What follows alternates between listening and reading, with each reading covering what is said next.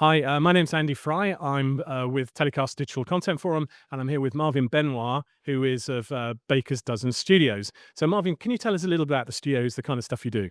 Yeah, we're simply creatives thinking for ourselves. We're interested in making digital content for the global streamers. We want to make content that is about representing the global majority. So, can you give us a few examples, kind of stuff you've done? I know you've done joint ventures with Afterparty and so on, but tell us about the kind of content you've been making. Well, I've come from a traditional background, both commissioning for Sky, working for YouTube originals. Ultimately, I've made programs like The Real Mo Farah for the BBC. I developed a show called Buying London for Netflix, and I've done Don't Get Catfish, which is the new show for 4.0, which has come back for series 2. Make sure you watch. So, how does it feel? I mean, what is the attraction to you of being in the digital first space as opposed to the traditional space? Look, ultimately, a screen is a screen, okay? And, audiences are audiences, they're converging. My children will watch content on the TV screen, or they'll watch YouTube on the TV screen, they'll watch it on the mobile phone, they'll watch it on the tablet, So ultimately, it's just about making sure that you're making content that's engaging. There is so much choice now.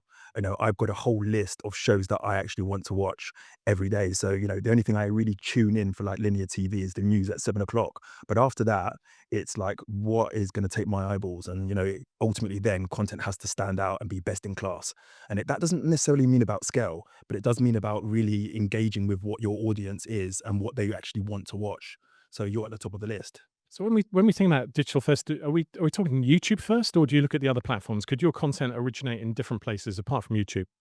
Yes, and I think it's important to know what platform you're trying to go to. What demographic are you trying to go to? If you're looking for the over 70s, then maybe, BBC Daytime is the one for you. But if you're wanting to engage with a younger audience who might be more digital first and, they might be on different platforms, then you might want to create vertical content. So it's about really thinking about who it is that you're talking to and you want to connect with, and then adapting your creativity for that audience.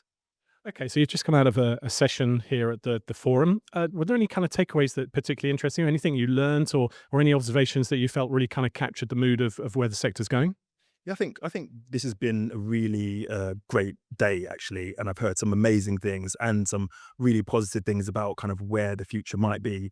I mean, distribution keeps coming up, and I think everyone's interested in that as well as monetization. And not everyone has all the answers, but there's a lot of great ideas here, and there's a real sense of collaboration that I feel like that's been at the heart of this day, which is that everyone wants to work together to ultimately figure out where the future is in digital broadcasting. Brilliant, Marvyn. That's all we need. So thanks for your time.